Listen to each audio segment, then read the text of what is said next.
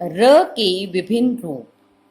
तो देखिए कि किस तरह से र के हम जो प्रयोग किया जाता है र के साथ, तो किस तरह उसके अलग अलग रूपों में उसका प्रयोग किया जाता है। देखिए, यदि र स्वर रहित हो, स्वर रहित का मतलब कि जब उसके साथ स्वर जो है साथ में नहीं जुड़ा हुआ, तो आधे र के लिए हम क्या प्रयोग करते होते हैं कि जब वो स्वर रहित है तो हम उसके नीचे हलंत लगा देते हैं। तो जब हलंत लगा दिया है तो ये क्या है, स्वर रहित।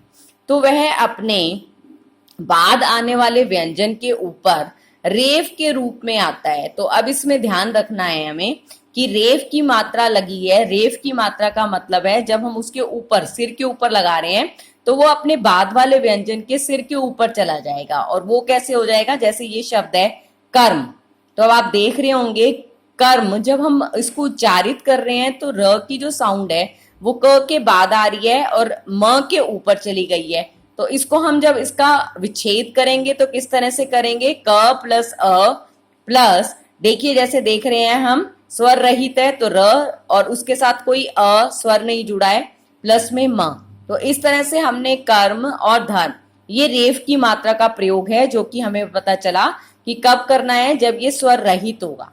ठीक है। अब इसी तरह से देखिए, जब र स्वर सहित है, सहित मतलब जब अ इसके साथ जुड़ा हुआ है, तो पहले कोई ऊपर, यदि र स्वर सहित के पहले कोई स्वरहीन व्यंजन हो तो यह उसी व्यंजन के नीचे पैरों में लगता है। कैसे, देखो जैसे ये वर्ड है प्रकाश। अब इसमें जो ये प्र है, यहां पे जो ये प है, ये क्या होगा, जिसके पैर में ये लगा हुआ है इसे पदेन की मात्रा कहा गया है। अब ये जो प के साथ जुड़ा हुआ है इसको क्या कहा जा रहा है कि ये स्वरहीन है। जिस वर्ण के साथ ये जुड़ा है, सबसे पहली शर्त तो ये रहेगी कि वो स्वरहीन होगा। अब स्वरहीन के साथ ये स्वर सहित जुड़ जाएगा। र जो है ये क्या कैसे होगा, स्वर सहित। तभी इसको जब हम इसका विच्छेद करेंगे तो आप देख ही रहे हैं, जैसे प है, प कैसा दिखाई दे रहा है आपको, स्वर रहित है, और जो र है ये स्वर सहित है, इसलिए पूरा का पूरे र का प्रयोग किया जा रहा है। तो हमें याद रख के चलना है कि जब हम इसका ब्रेक करेंगे तो हम इस तरह से शो करेंगे कि ये र जो है ये स्वर सहित का इसमें प्रयोग किया जा रहा है। तो ये कौन कौन से हैं, प्रकाश और क्रम। इसमें भी ऐसे ही है, क जो है ये स्वर रहित है और जो ये र है ये पूरा स्वर सहित है। तो इस तरह से हम इसका प्रयोग कर रहे हैं। हम यूं भी दिखा सकते हैं, र के साथ हलंत करके प्लस में अ लगा दें, तो इसका मतलब हमने स्वर सहित जो है उसको बता दिया। जब स्वर सहित र से पहले स्वर रहित ट और ड आते हैं तो भी यह उनके नीचे पदेन, पदेन के रूप में जुड़ता है, यानी कि नीचे जुड़ता है, उसके पैरों में लग जाता है। कैसे, जैसे ट्रेन, ट्रक, ड्रम आदि। तो यहाँ पे भी क्या है कि ये वर्ण कैसे होंगे, स्वर रहित होंगे। और जो जुड़ रहा है ये र कैसा है, ये स्वर सहित कहा जाएगा। जब इसको ब्रेक करेंगे तो क्या है, ट और ड आप देख ही रहे हैं स्वर रहित है, और र जो है वो स्वर सहित कहा जा रहा है। तो आप इसको यूं भी दिखा सकते हैं, र के नीचे हलंत लगा के प्लस अ लगा के जोड़ के कर दें तो भी वो से कहा जाएगा। लेकिन हमें ये याद रखना है कि पदेन के केस में जो र है वो स्वर सहित है, लेकिन जो हमारी रेफ रूप की मात्रा होती है जो कि दूसरे वर्ण के ऊपर चली जाती है, सिर के ऊपर, उसमें जो है ये स्वर रहित कहा जाता है। तो ये याद रख के चलेंगे इन तीन नियमों में। आगे देखिए, वर्ण विच्छेद। किसी शब्द के वर्णों को क्रम से अलग अलग करना वर्ण विच्छेद कहलाता है। जैसे किसान, ट्रक और थैला। कैसे हम इनको अलग अलग कर रहे हैं, क्रम से, मतलब कि सीरियल ऑर्डर में ही किया है हमने, ऐसे नहीं किया कि पहले की को कर दिया फिर न को कर दिया। वो हमें जो है क्रम का ध्यान रखना है। किसान क प्लस छोटी ई प्लस स प्लस आ प्लस न प्लस अ। ट्रक के लिए ट प्लस र प्लस अ प्लस क प्लस अ। कृपालु क प्लस री प्लस प प्लस आ प्लस ल प्लस उ।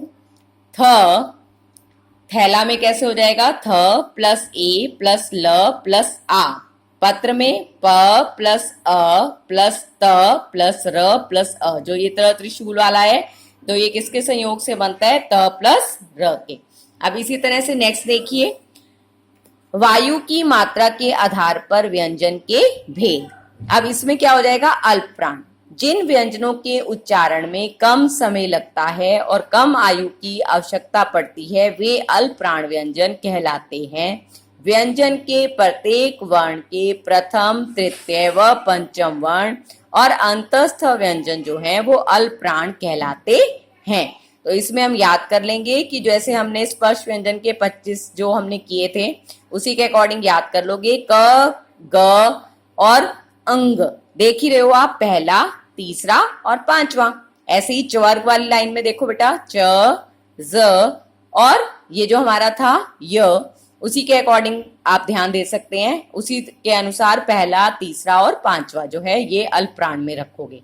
महाप्राण, जिन व्यंजनों के उच्चारण में अधिक समय लगे और अधिक वायु की आवश्यकता पड़े तो वो क्या कहे गए हैं, महाप्राण। और इसमें कौन से आएंगे, द्वितीय और चतुर्थ वर्ण और ऊष्म व्यंजन लेके चलेंगे हम। ये सारे के सारे हमारे दूसरा और चौथा जो वर्ण है ये महाप्राण के जो है उदाहरण कहे गए हैं। ठीक है बेटा, आगे देखिए, स्वर तंत्री के कंपन के आधार पर व्यंजन के भेद। स्वर तंत्री मतलब हमारे गले में ही जो स्वर तंत्री मतलब गले में ही जो बताई गई हैं तंत्री, उसके लिए कहा गया है सघोष।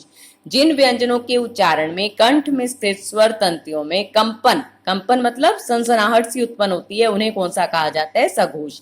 और इसमें कौन से आते हैं, प्रत्येक वर्ग का तृतीय, चतुर्थ और पंचम।